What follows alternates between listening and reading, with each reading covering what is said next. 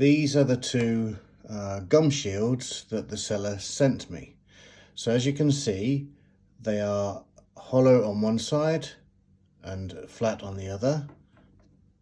Hollow one side, flat on the other.